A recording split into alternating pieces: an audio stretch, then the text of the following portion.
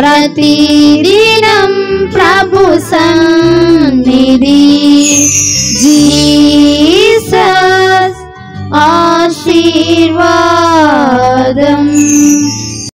మీరు బాగుండాలని ప్రతినిత్యం ప్రార్థిస్తూ ప్రభుని స్తుతిస్తూ ఉన్నాం పుల్లారా. మరి జీసస్ ఆశీర్వాద మినిస్ట్రీ తరపున మీ అందరికీ వందనాలు, దేవునికి స్తోత్రం. సంతోషకరం. వచ్చేసామండి 5వ నెలలకు కూడా మనం దగ్గర పడిపోయాం. మరి 5వ నెల మొదటి రోజు ప్రభు వాగ్దానపు మాటను దేవుని పరిశుద్ధ గ్రంథంలో నుంచి మనం చూద్దాం. సామెతల గ్రంథము 8వ అధ్యాయము 21వ వాక్యాన్ని చదువుతున్నాను. అక్కడ ఇలా రాయబడింది పిల్లరా, నన్ను ప్రేమించు వారిని ఆస్తికర్తలుగా చేయుదును, వారి నిధులను నింపెదను అన్న మాటలు రాయబడ్డాయండి. ఏమంటున్నాడు ఇక్కడ? సొలొమోను రాజు చేత ఈ సామెతలు, పరమగీతాలు, ప్రసంగం మనం రాయించినట్లు చూస్తాం కదా. ఈ 8:21 మనం చదివితే సామెతల గ్రంథంలో, నన్ను ప్రేమించు వారిని ఆస్తికర్తలుగా చేస్తాను, వారి నిధులను నింపుతాను అంటున్నారు. పిల్లరా, ఈ వాగ్దానం వీక్షిస్తూ దూరాన సమీపానున్న నీతో మనతో దేవుడు మాట్లాడే మాట, నువ్వు నన్ను ప్రేమించటం మొదలుపెట్టు, నీవు నా ఆజ్ఞను అనుసరించటం మొదలుపెట్టు, నీవు నా ఆజ్ఞలో నిలబడుండు, నేను నిన్ను ఆశీర్వదిస్తాను. హల్లెలూయా. ఏమండి, చెప్పడానికి చాలా సులువు ఉంటుందిలే పాస్టర్ గారు, నిలబడటం చాలా కష్టం అని కొందరికి అర్థమవుతుంది. మరికొందరు ఏమంటారంటే, దేవుని ప్రేమిస్తూనే ఉన్నాం కదండి, మరి ఎందుకని మేము ఆశీర్వదింపబడట్లేదు అంటారు కొందరు.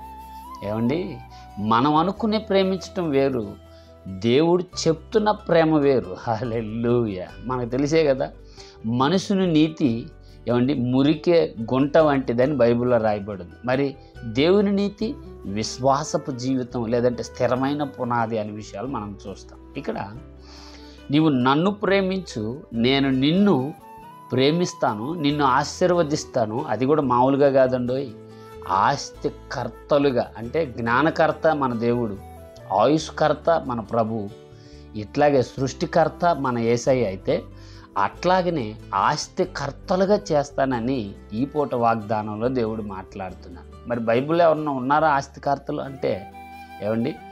మొదటిగా మనం చూస్తే అబ్రహాం గారిని చూడవచ్చు. ఎందుకని?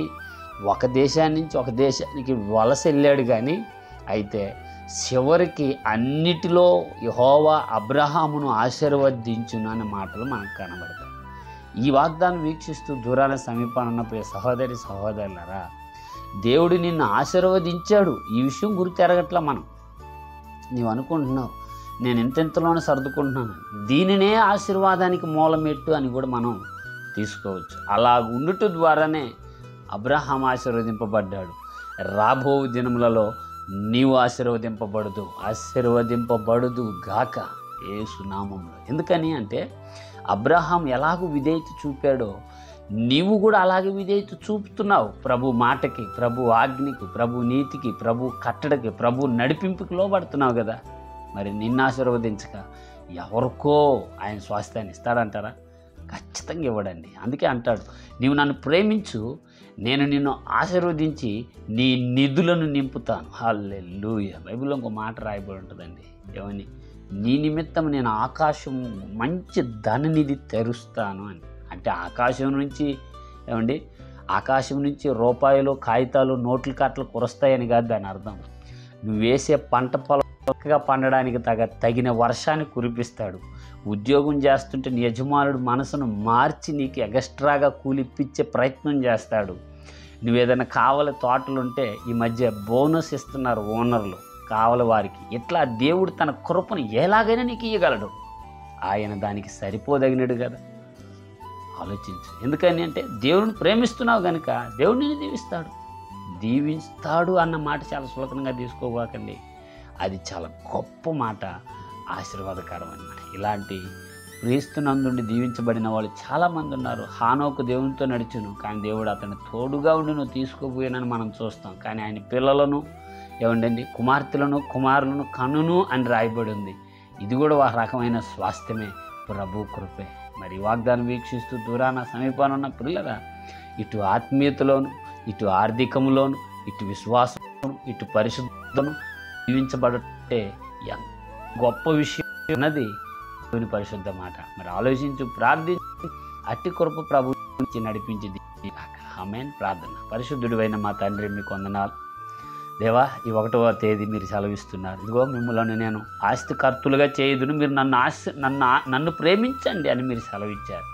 ఎవరైతే నీ యందు ప్రేమ తక్కువగా ఉన్నారో వారందరూ నేను బహుగా ప్రేమించి నీ మేలులు అనుభవించి వారు భూమి మీదను పరమందును నాయన నీ పిల్లలుగా వరదిల్లి భాగ్యం దయచేసి దీవించి మీరు మహిమ పొందమని పరిశుద్ధుడైన యేసు నామములో ప్రార్థన చేయుచున్నాను తండ్రి.